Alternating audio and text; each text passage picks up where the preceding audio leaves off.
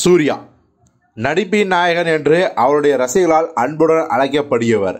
ஒரு காலத்தில் வேற லெவலில் வெற்றி பாடல கொடுத்து அஜித் மற்றும் விஜய் இவங்க 2 பேரை தாண்டி சம்பளத்திலையும் படத்தோட வசூல்லையும் உச்சம் தொட்டவர்.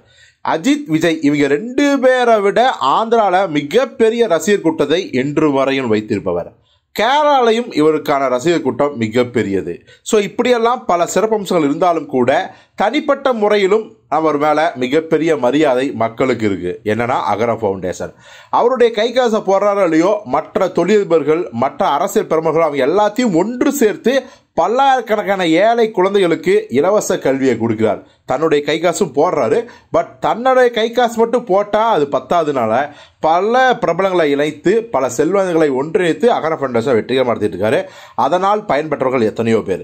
ஸோ இப்படிலாம் இருந்தாலும் கூட அவர் மேலே ஏகப்பட்ட நெகட்டிவ் குற்றச்சாட்டுகள் சமீப காலமாக இருக்குது. உதாரணத்துக்கு போன ஆட்சியில் அதிமுகவில் பயங்கரமாக சவுண்ட் விட்டார், அநீதிகளை எதிர்த்து குரல் கொடுத்தார். ஆனால் இப்போ இந்த திமுக ஆட்சியில் எந்தவித குரலையும் கொடுக்கறதில்ல. மக்கள் எப்படி போன என்ன, நமக்கு சுயம் தான் முக்கியம் இருந்துட்டார் சூர்யா அப்படிங்கிற குற்றச்சாட்டை வைக்கிறாங்க.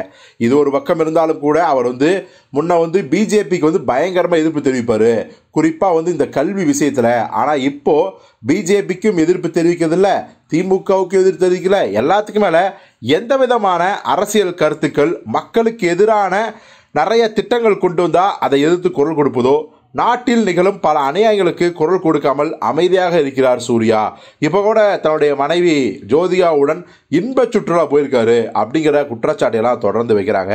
ஸோ இப்படிலாம் இருந்தாலும் கூட ஒரு படத்தை பாராட்டி இருக்கிறார் அப்படிங்கிற தகவல் வந்திருக்கு. அந்த படம் வழக்கமான ஒரு சாமி படம். இன்னும் சொல்லப்போனால் ஆர்எஸ்எஸ் மற்றும் பிஜேபியின் துணை கொண்டு அந்த படம் உருவாக்கப்பட்டிருக்குங்கிற அந்த விமர்சனங்களையும் சோசியல் மீடியாவில் பார்க்குறோம். அந்த படத்தின் பெயர் கண்ணப்பா. நமக்கே தெரியும், நம்ம விஷ்ணு மஞ்சு நடித்த ஒரு படம், மோகன் பாபுவின் பையன் அவர் நடித்த படம். இப்போ இந்த படத்தை தான் சூர்யா பாராட்டிருக்காருன்னா அவர் அந்த படத்தை பாராட்டவில்லை.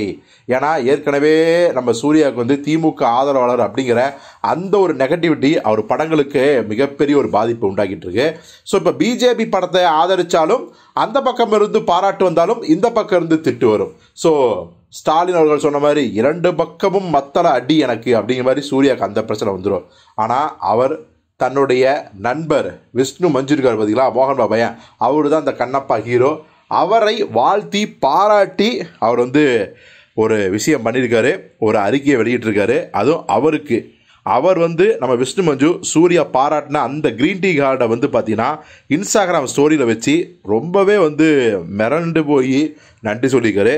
அப்படி என்ன சூர்யா சொல்லியிருக்காருன்னா, என்னுடைய பிரதர் விஷ்ணுவுக்கு மிகப்பெரிய வாழ்த்துக்கள், ஒரு மிகப்பெரிய ஒரு மைல் ஸ்டோனை இந்த கண்ணப்பா படத்தின் வெற்றியில் நீங்கள் நிரூபிச்சிங்க.